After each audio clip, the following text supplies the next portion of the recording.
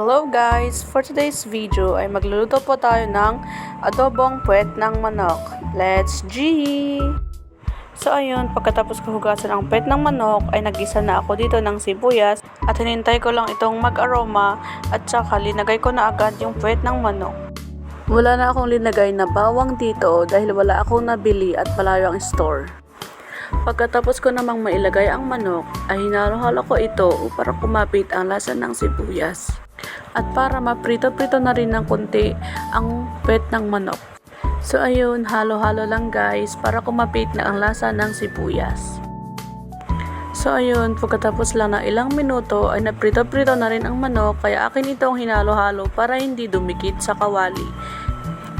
Pagkatapos kong haluin ay linagyan ko na agad ito ng toyo.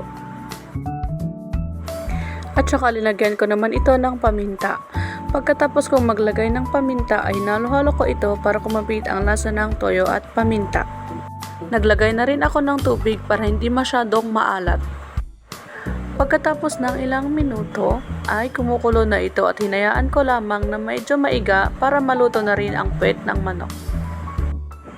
Dito sa part na to ay medyo naiigaan na kaya linagyan ko na ito ng suka at saka hinalo-halo.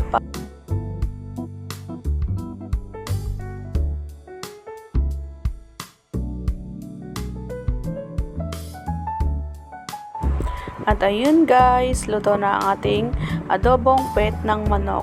Ang sarap nito guys, promise! Nung maiga na ay binawasan ko ang mantika nito dahil nakakatakot naman. Pagkatapos ko bawasan ng mantika ay linagyan ko na rin ito ng hiniwa kong sibuyas na pa-shape ng circle para may design. Pagkatapos ay hinalo-halo ko lang ito. Yun lang po. So this is the final look. Sana matakam kayo guys. Wow! Sobrang sarap po, promises. Halina kayo guys, kain tayo. Thank you for watching. Mabuhay po.